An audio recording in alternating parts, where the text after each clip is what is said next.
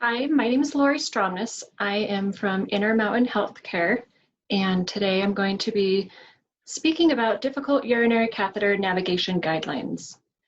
The objective for this is decreasing infectious and non-infectious harm to patients through education enhanced with evidence-based guidelines and rationale to navigate difficult urinary catheter situations, and through having a difficult Foley team. In 2017, I was at the 5th Annual World Patient Safety Science and Technology Summit.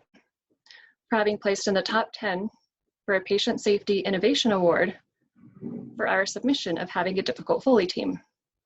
At that time, my bio had said, honor student in her first year of graduate studies. I had thought that I would then be starting a difficult Foley team elsewhere, external to Intermountain Healthcare. What we've learned from the Foley team is that we know that failed attempts or improperly performed attempts at urinary catheter placement increases the risk of harm for patients. Our Foley team had profoundly increased the rate and the frequency of failed attempts. The difficult Foley team was a collaboration between urologists, Dr. Jay Bischoff and Brad Waterman, and the manager of one of our acute care floors, Kenna Johnson, who trained staff from our department to be the experts in assisting other departments when they had difficult urinary catheter situations. The success of the difficult Foley team at Intermountain Medical Center revealed evidence that and training improved proficiency of nursing urinary catheter placement, or navigating difficult situations, and decreased calls to urology for consults by over 82% since September of 2013. When urology received a consult, they then knew that meant the patient was likely going to need to go to the OR. And before inception of the Foley team, urology used to receive consults related to urethral injuries from improperly placed catheters 1 to 2 times a week. And since the inception of the Foley team, those calls have become very rare. As I approached beginning my doctoral research project and finding an external site to launch a Foley team, while researching through evidence-based databases to find evidence to support my proposal to start a Foley team, and attending meetings with stakeholders at the external site, I began to realize there may be a more productive direction for me to head.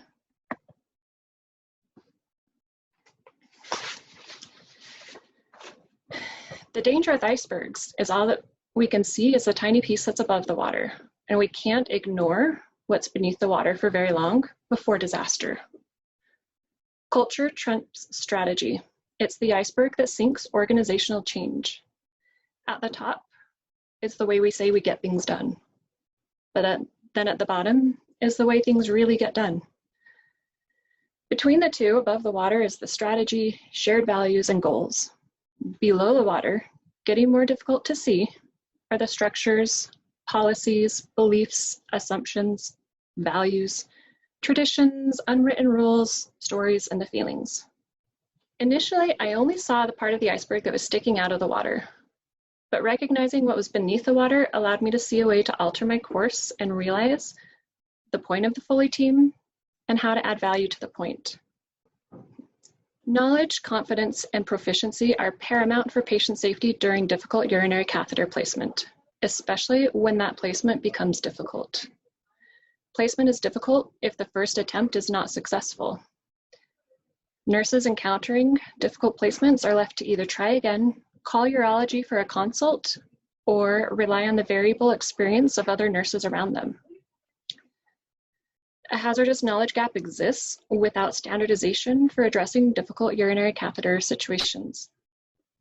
Existing education is limited, and it only teaches the basic steps of placement on a mannequin, which lacks correlation for actual placement and consideration for the numerous anatomical variations. My research initially aimed at creating a difficult Foley team at an external site, but it evolved as data revealed a hazardous knowledge gap. Existing procedural education has a failure. It lacks evidence-based rationale addressing difficulties, which really is pretty optimistic, but it sets our staff up for failure. If we don't teach them what to do when things go wrong, then they're left to discover by trial and error on patients. Through the implementation of the Difficult Foley team, we saw the benefit of improving and enhancing nursing education beyond the basic steps of placement. Taking it to the next level was the design to evaluate if creating education supplemented with evidence-based best practice guidelines for navigating difficult urinary catheter placements would increase nursing knowledge and comfort. The project began with assessing current knowledge and research and data collection from medical and educational databases, and data collected via feedback during focus groups with senior nursing leadership and nursing educators before creating the initial education with the navigation guidelines. The initial guidelines were shared during focus groups with pre and post education surveys with open-ended, short answer survey questions and ordinal Likert scale questions. The participants were the educators from the acute care floors at the study site. The education was created and enhanced with the data from the evidence-based research, shared and then enhanced with feedback from the additional focus groups and pre and post education surveys. While catheter-associated urinary tract infections, or CAUTIs, are never events, they're not the only harm occurring with urinary catheters, as both infectious and non-infectious harms can result. Up to 25% of patients in the hospital will need a catheter. 1 in 10 of those patients will get a urinary tract infection. Data is beginning to show that non-infectious urethral harm occurs up to 4 times as often as infectious urethral harm. Rates of harm rise when protocol or guidelines are absent. There is a failure in existing education with a limitation of learning placement steps on a mannequin, which lacks correlation for actual placement in real life in consideration for numerous anatomical variations. Nurses otherwise are left to rely on their experience, the experience of their coworkers, or the availability of the on-call physician or resident, who might be in surgery or otherwise indisposed. At the study site, the average response team for a urology consult was over 90 minutes.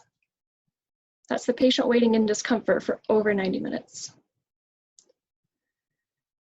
Knowledge, training, and standardized protocol or guidelines around urinary catheter placement and troubleshooting when there's difficult insertion increases staff knowledge and proficiency while decreasing patient harm related to catheter placement.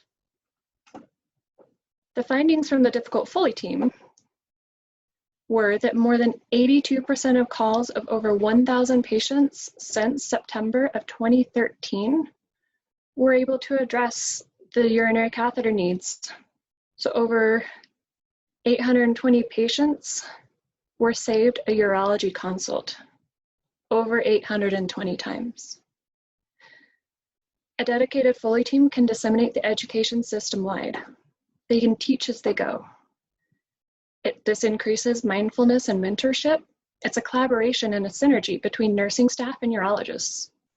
It decreases trauma and harm. It costs nothing to implement, but it has a significant cost savings for the patient. And it elevates the safety culture and reliability. Safety climate can serve as a leading indicator of safety performance, in contrast to error and injury rates, which are lagging indicators. The safest way to prevent harm is early detection of the opportunity for harm. The earliest opportunity is addressing harm prevention at the education level by providing evidence-based guidelines for navigating difficult urinary catheter situations. By increasing the efficiency for urinary catheter placement and other urological bladder catheter-related troubleshooting measures, we can state that we not only significantly increase the reliability and safety, which reduces harm, but also identifying a failure in time to intervene before the harm occurs. At the local level, this prevents infectious and non-infectious harm to patients in the hospital, but on a larger scale, healthcare is impacted by Medicare withholding reimbursement for hospital-acquired infections.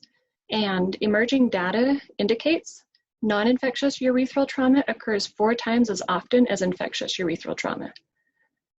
Proactively mitigating difficult urinary catheter placement before harm will improve the culture of reliability and can prevent non-infectious urethral trauma from reaching the hospital-acquired infection status. Thank you.